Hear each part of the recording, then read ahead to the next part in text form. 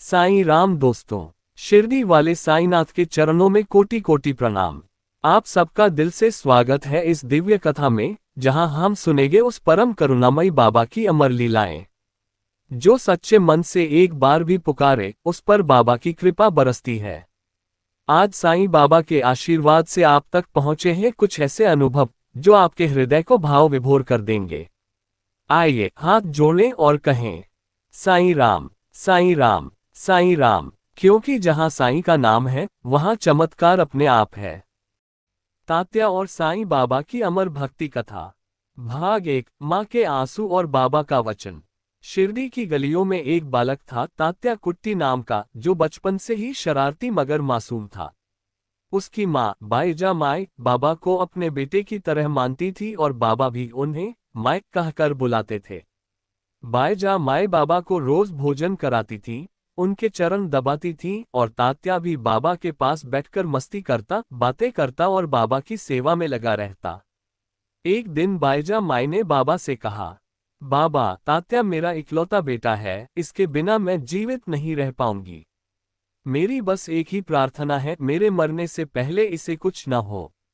बाबा मुस्कुराए, उनकी आंखों में करुणा थी। उन्होंने माई की ओर देखा और कहा, माई, तात्या को कुछ नहीं होगा। जब समय आएगा मैं उसकी जगह अपने प्राण दे दूंगा। बाईजा माई की आंखें भर आईं।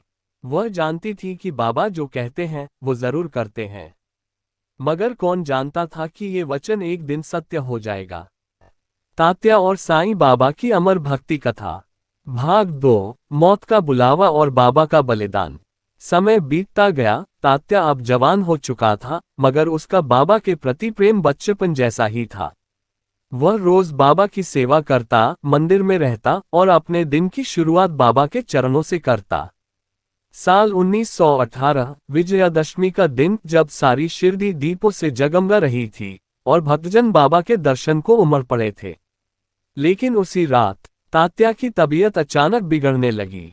वह बिस्तर से उठ नहीं पा रहा था, सांसें तेज हो रही थीं। बाईजा माई रोती हुई बाबा के पास भागी। बाबा, आपने वचन दिया था, मेरे तात्या को कुछ नहीं होगा।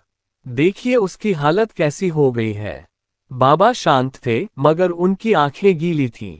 उन्होंने अपने कमरे में जाकर द्वार बंद कर लिया और बोले, हे परमेश्वर, मेरे भक्त के जीवन को बचा ले, अगर किसी को जाना है तो मुझे ले चल।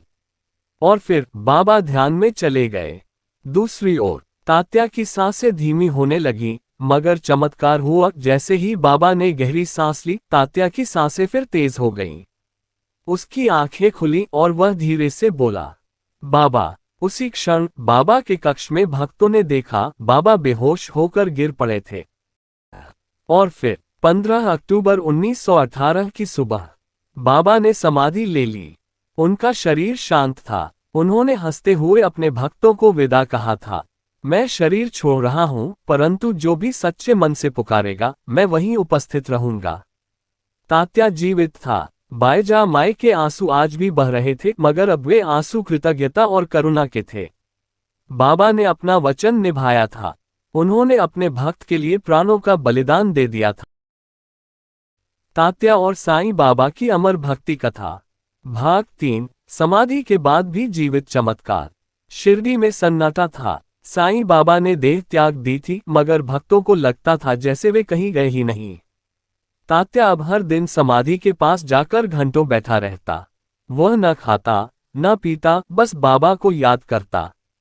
एक रात तात्या समाधि के पास बैठा था, आंखों में आंसू और मन में यही सवाल, बाबा, आप तो कहते थे मैं जहां भी रहूं आपकी रक्षा करूंगा। अब मैं किससे बातें करूं? तभी एक मंद प्रकाश समाधि से निकला। तात्या ने देखा, बाबा उसके सामने खड़े थे, मुस्कुराते हुए। बाबा बोले, तात्या, मैं कभी गया ही नहीं। जब मन सच्चा हो और श्रद्धा में भाव हो, तब साईं हर पल पास होता है। अब मेरी सेवा भक्तों में कर।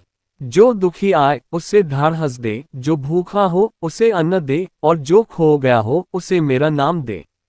तात्या के आंसू रुक नहीं